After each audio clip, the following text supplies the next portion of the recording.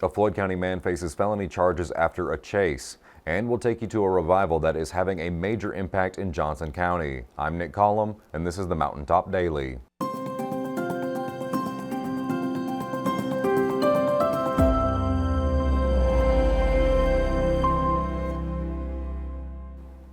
A Floyd County man is facing multiple felony charges following a police chase. It happened around 10 o'clock Monday morning when a state trooper patrolling near David spotted a car driving on the wrong side of the road and tried to pull it over.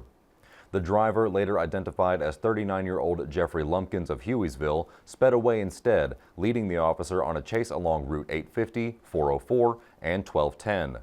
Lumpkins had then turned onto an abandoned mine road near Alum Lick Road, then tried to run away on foot once the road came to a dead end. The officer wrote in his report that the pursuit reached speeds of up to 78 miles an hour, with Lumpkins consistently driving on the wrong side of the road, nearly hitting one oncoming motorist. The officer caught up with him about 2 minutes later and placed him under arrest. Lumpkins is now charged with fleeing police, wanton endangerment of a police officer, and numerous traffic violations. He is being held on a $100,000 cash bond. A religious movement is building in Johnson County as a revival has been continuing every night for more than 2 weeks, and it is only growing larger. Robin attended last night to bring us a look. Hey, Robin Tillman here with Mountaintop News, and I am with Senior Pastor Ronnie Spriggs of the Hager Hill Free Will Baptist Church, yes, correct? That's right. And we are at a revival. My understanding is it's day 18. This is day 18. This is our first night, however, in this venue. We've been at church up to this point, but as you can see, this has outgrown our church, and so we're here tonight, and this God's just pouring out. Right now, we've had over 700 people saved in this revival since we began on October the 26th. It's amazing. That's insane. Yes. So what can people expect to hear or see or feel tonight? If you're here, you will feel the presence of God in a way that I've been a minister for 43 years. And I've preached in revivals and camp meetings and in large venues, but I have never seen the Spirit of God the way it is here. It is absolutely the spirit of worship and fellowship. It's truly anointed of God. Thank you,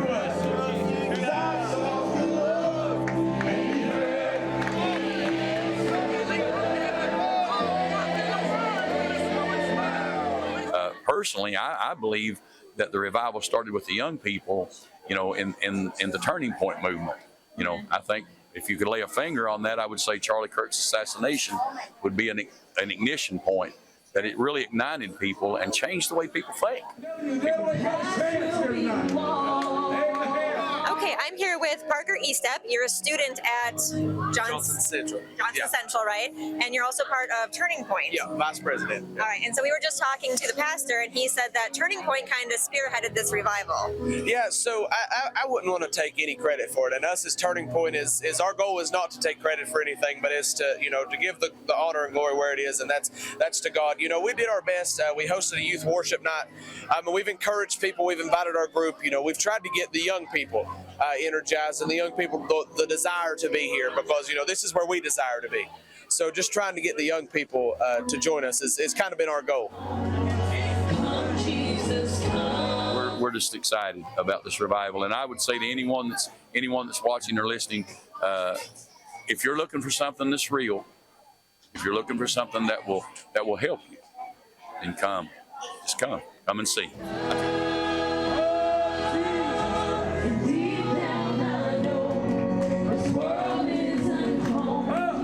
So we're about a half hour into this revival, and it is still going strong with music and preaching.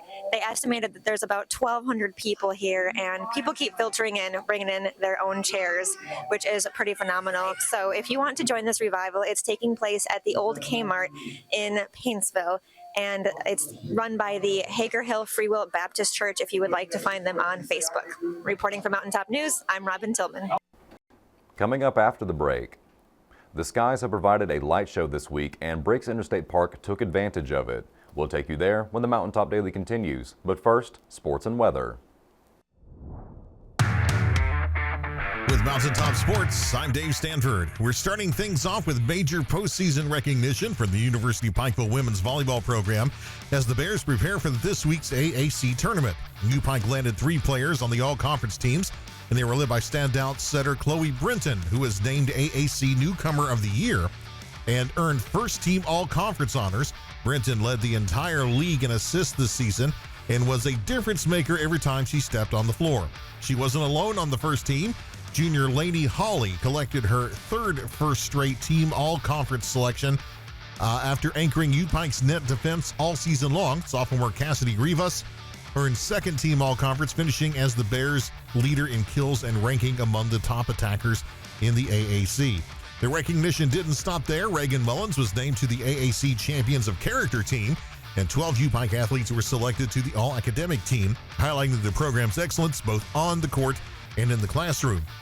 A huge week for the Bears as they headed into tournament play. And speaking of Brinton, she added yet another honor this week, being named AAC Setter of the Week for the 5th time this season. Brinton closed the regular season with 42 assists against Union Commonwealth and 50 more at Johnson of Tennessee, averaging over 10 assists per set for the week. She also reached a major milestone Friday night, becoming the only setter in the conference to surpass 1,000 assists this season. UPike enters the AAC tournament as the number 4 seed. It opens play Friday at 4 p.m. against Bruno University. All tournament games will be held at the Meadowview Conference Resort in Kingsport, Tennessee. And before we wrap up, congratulations to our big shot of the week, Prestonsburg's Clay Runyon. His highlight reel moment earned top honors, and if you haven't watched it yet, head over to Mountaintop Sports Facebook page and check it out. For more information, be sure to follow the Mountaintop Sports Facebook page or visit Mountaintop News and click on the Sports tab at the top of the page. For Mountaintop Sports, I'm Dave Stanford.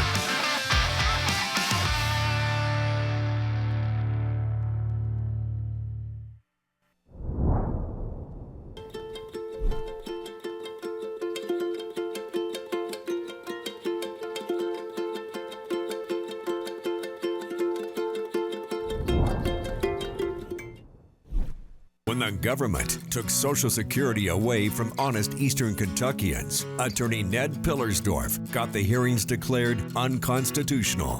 When the women guards were harassed at Little Sandy Jail, Ned fought back, securing a $1 million verdict at trial. And when the state tried to shut down Cordia School, Ned fought back and kept the school open. Attorney Ned Pillersdorf fights for the underdog, and he's ready to fight for you. It's fall, y'all, and are you ready to fall into some incredible savings with the region's best network, Appalachian Wireless? Come shop the latest devices at prices you'll love and see how our team can better serve you with plans and promotions that are made just for you. Whether you're upgrading, switching, or just looking for the best service, Appalachian Wireless has you covered. So what are you waiting for? Visit us on the web or stop by one of our many retail locations and take advantage of these amazing fall deals. Because we are you, we are Appalachian Wireless. For the 2nd time this year, the Northern Lights have lit up the night skies across Appalachia.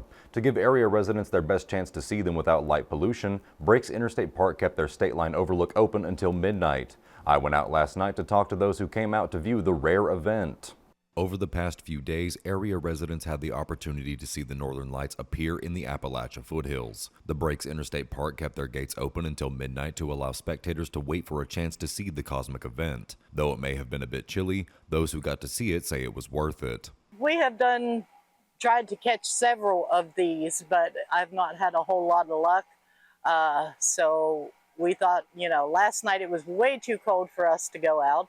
So tonight we thought, well, we'd go ahead and ride over to the Breaks. They had some pictures online and it looked really pretty from this view. So we decided it's about an hour's drive for us. And so we thought we'd ride on over and see if we could see them. And my husband, when we went up for the solar eclipse, he had just been diagnosed with cancer. So this was something, and he's very much into the astronomy and everything. So he really wanted to do that. So we were very thankful that he felt well enough to make that trip at the time, and that we found a good spot where we could watch everything. Seeing the Northern Lights in person is something most people should attempt at least once in their life. Viewers were simply glad to share the moment with each other. I was a bit jealous watching online because everybody on Facebook was posting all their photos from last night, and we didn't even bother going out last night because it was just so cold. and I can't take the cold, so we didn't even bother looking for them last night. And so I'm hoping to actually have some pictures to post and that kind of thing. I think it's absolutely wonderful. I think this is something that, they should do anytime anything like this goes on. It doesn't matter, your background or where you're from, or, everybody's going to love this. This is just an amazing event. That will do it for this edition of the Mountaintop Daily. Be sure to check us out at 6 p.m. every weekday on Mountaintop TV, the Mountaintop TV app, and the Mountaintop News Facebook page. With your Mountaintop Daily, I'm Nick Collum for Mountaintop News.